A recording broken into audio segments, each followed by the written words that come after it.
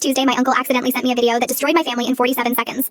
The video was simple. My father sitting in his home office, whiskey in hand, laughing into his phone during what he thought was a private call with my uncle. 30 years busting my ass at that company, and for what? He said, taking a long sip. When you've got a cash cow daughter who just made her second million, why would I keep working? I quit 3 weeks ago, told Victoria I got fired in the restructuring. She bought it immediately. His laugh was cruel, satisfied. Already got her paying the mortgage, the car notes. Rachel's playing her part perfectly too, crying about depression, expensive therapist visits 3 times a week. Victoria's so worried about her mother's mental health, she hands over money without even asking for receipts. The video ended with my father raising his glass toward the camera. To family businesses that actually pay off. The message from my uncle that followed was frantic. Vic, that wasn't meant for you. Your dad grabbed my phone to show me something and must have hit send. I'm so sorry. Call me. I didn't call. I sat in my downtown loft. The same loft I bought 2 years ago after my consulting firm landed its first Fortune 500 client, and felt something cold and calculating replace the shock. My parents had always been proud of my success, or so I thought. Dad had worked in middle management at a manufacturing company. Decent salary, solid benefits. When he'd called me 6 weeks ago, voice shaking, telling me the company was downsizing and he'd lost his job at 58 years old, I felt my heart break for him. I don't know how we'll make it, Victoria, he'd said, and I'd heard Mom crying in the background. 30 years of loyalty and they just cut me loose. The severance won't cover the mortgage for more than 2 months. I'd immediately wired him $20,000. Consider it an early inheritance, I told him. I've got it, Dad. You raised me right, taught me the value of hard work. Now let me help while you find something new.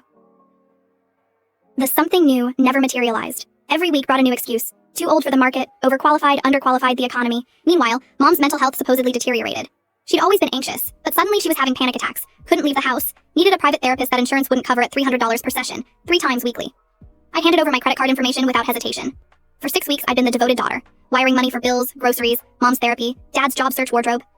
They'd become almost cheerful lately, I realize now. Dad suggesting family dinners at expensive restaurants, just to keep Mom's spirits up. Mom suddenly needing a spa day, doctor's orders for stress relief. And I paid for everything, grateful they were showing signs of improvement, never questioning the recovery that came with a price tag. The video sat on my phone like a bomb. I watched it 4 more times, studying my father's face, the casual cruelty in his voice, the way he'd weaponized my love for them. They'd turned my success into their retirement plan, my concern into their cash machine. The daughter they'd raised to be independent and strong had become, in their eyes, nothing more than an ATM with emotional buttons they knew exactly how to push. What they didn't know, what nobody knew except my business partner Marcus and my lawyer, was that 3 months ago, I'd merged my consulting firm with a private equity group. The deal had made me not just comfortable, but genuinely wealthy. $8 million sat in various accounts, invested, growing. I'd been planning to surprise my parents with a full mortgage payoff for their 30th anniversary next month, maybe set up a trust fund for their retirement. That plan died with my father's laughter on that video. I opened my laptop and began pulling up files I'd been casually collecting without realizing why.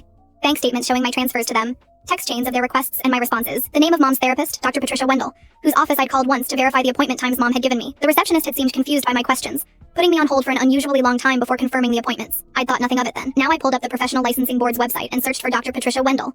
The profile that appeared made my blood freeze, then boil. Dr. Wendell was licensed and practicing,